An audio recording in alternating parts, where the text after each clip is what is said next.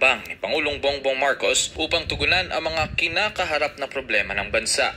Sa resulta kasi ng pahayag ng survey sa unang quarter ng taon, lumagpak ng higit 10% ang rating mo, trust rating ng Pangulo. Mula sa 58% approval rating noong huling bahagi ng 2023 ay nakapagtala na lamang ito ng 44%. Habang ang trust rating ng Pangulo ay nasa 33% na lamang mula sa 48%. Ang pinsan naman nitong si House Speaker Martin Romualdez ay bumagsak rin ang approval rating. Mula 36% noong huling quarter ng 2023 ay nasa 25% na lang ito ngayon habang bumaba pa sa 18% ang bilang ng mga Pilipinong nagtitiwala dito. Samantala, bagamat bahagyang bumaba ang approval rating ni Vice President Sara Duterte, ay nananatili pa rin itong mataas na nasa 53% habang nasa 46% naman ang trust rating nito.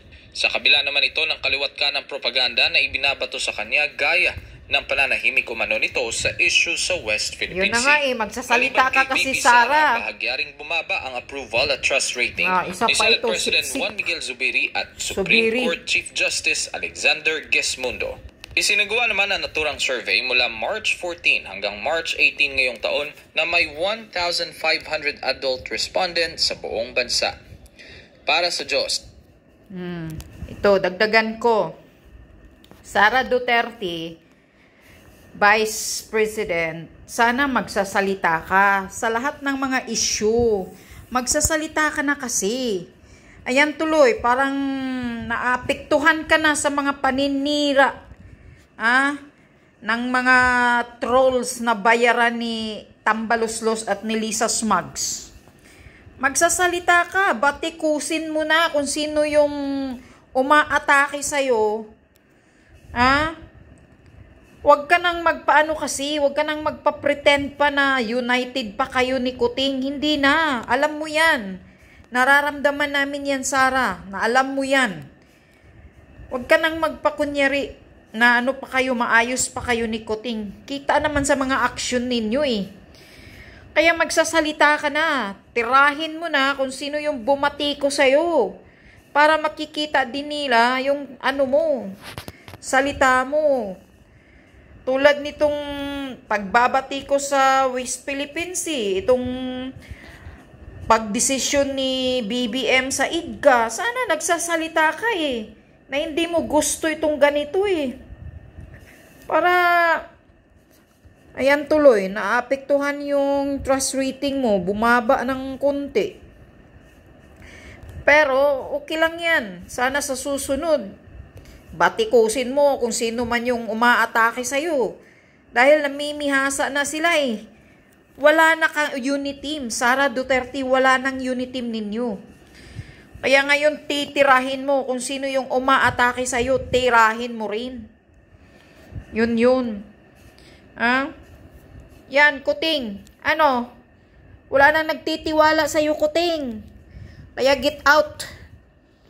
Lumayas ka na, resign, Bongbong Marcos Jr. Dahil we don't need you. Isa kang bangag na presidente.